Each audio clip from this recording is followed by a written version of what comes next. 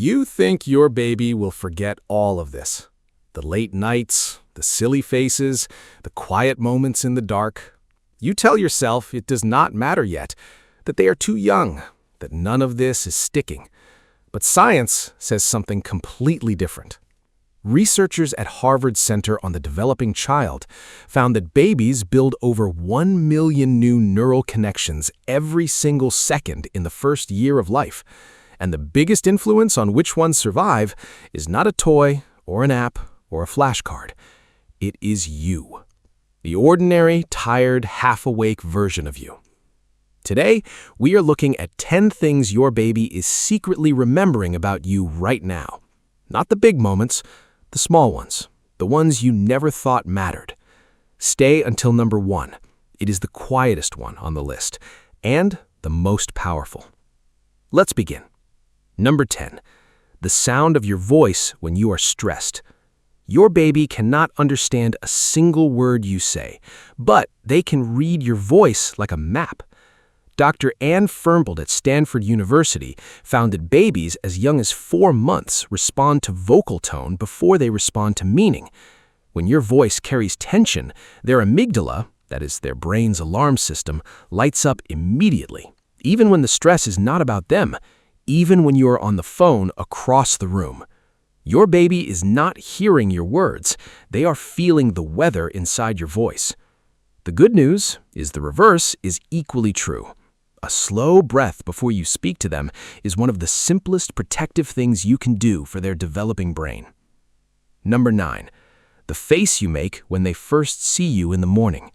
Every morning, your baby wakes up and searches for you. And whatever lands on your face in that first half second is absorbed as information. Dr. Edward Tronick at the University of Massachusetts, Boston, showed that babies read caregiver expressions with remarkable accuracy from as early as 2 months old. When your face softens at the sight of them, their brain releases oxytocin and dopamine, the chemistry of safety and love. Your morning face is a daily message sent directly into their nervous system. It says either the world is good or the world is uncertain. You get to choose which one they wake up to. Number 8. Whether you came when they cried. You were not spoiling them. You were teaching them something they will carry for decades. John Bowlby and Mary Ainsworth, the founders of modern attachment theory, spent their careers documenting what happens when a baby's cry is met consistently with warmth. Babies who experience this develop secure attachment, one of the strongest known predictors of emotional health, stable relationships, and resilience in adult life. Every time you went to them, even exhausted, even uncertain, you were writing one message into their nervous system. When I feel overwhelmed, someone comes. That belief will shape every relationship they ever have. Number 7. The way your hands felt during ordinary moments. Not during cuddle time, during the in-between moments. The way your hand rested on their back, the way your fingers brushed their head as you walked past. Dr. Tiffany Field at the Touch Research Institute at the University of Miami found that casual, unplanned touch releases oxytocin in infants at even higher rates than structured holding. Your baby's brain registers the incidental touch as evidence that they belong in your world naturally, not just during the designated moments, always. Their body is building a memory of what safety feels like, and it feels like your hands. Number 6. The times you looked at them instead of your phone. When your baby reached out, with a sound, a look, a small stretch of their arms, and you looked up and met them there, something important happened. Harvard researchers call it a serve and return interaction. It's considered one of the most powerful builders of healthy brain architecture in the first year of life. Every time you chose their eyes over the screen, you completed a circuit in their developing brain. And every time you didn't, their stress hormone cortisol spiked briefly. Not permanently. Babies are resilient. But the long pattern across thousands of these moments is what shapes the architecture they will live inside forever. Number 5. The way you laughed around them. A real laugh, unplanned, genuine, the kind that just happened. Dr. Gina Miro at Johnson State College in Vermont found that babies use parental laughter as a signal that the world is safe. They call this social referencing. Your baby looks at your face to know how to feel about what just happened. When you laughed, your baby didn't just feel joy, they filed that moment as evidence. Evidence that life contains delight.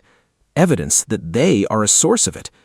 Let yourself laugh out loud around your baby every single day. Not performed, just real.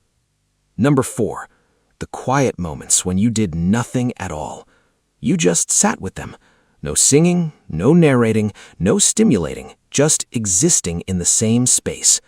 Dr. Stuart Brown at the National Institute for Play found that unstructured, unstimulated time is essential for the infant brain to consolidate everything it has been absorbing. When you simply sit beside your baby without agenda, their brain uses that space to integrate and rest. Your stillness teaches them that stillness is safe, that silence does not mean something is wrong, that calm is a place they are allowed to live. Number 3. The way you spoke their name. Your baby learned their name long before they could say it. What they learned first was the feeling attached to it.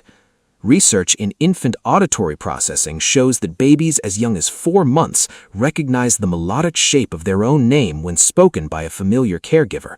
But the deeper finding is this: the emotional tone you attach to it gets wired into how they feel about themselves. A name said with delight builds one kind of self-image. A name said mostly during frustration builds another. You are authoring their first sense of identity, one syllable at a time. Number 2, the look on your face when they didn't know you were watching. You were across the room. They were playing. They had no idea you were there.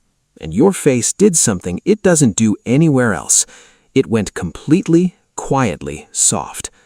Dr. Beatrice Beebe at Columbia Medical Center found that babies detect a caregiver's expression even peripherally, even from across a room when they appear not to be looking. Their nervous system responds to the quality of your unguarded gaze as deeply as it responds to direct eye contact. What your baby is storing from those moments is the answer to a question they will spend their whole life asking: am I loved when no one thinks I'm looking? Your face in that unguarded moment already answered yes. Number 1, the last thing they felt before they fell asleep. Every night, there is a small window where your baby drifts from wakefulness into sleep. Scientists call it the hypnagogic state, and in terms of emotional memory, it's one of the most powerful moments of the entire day. Sleep consolidates memory, and the final emotional input before sleep gets processed and stored with unusual depth. The warmth of your arms, the rhythm of your breathing, the feeling of being held while the world went quiet. Those sensations are what your baby carries across the threshold into dreams. Work from the National Scientific Council on the Developing Child links the consistent emotional quality of these bedtime moments to a child's long-term baseline sense of internal safety, not physical safety, the deeper kind, the quiet belief wired into the nervous system that the world is good and that they are loved. You are the last thing they feel before the lights go out. Now, hear this. None of this requires perfection.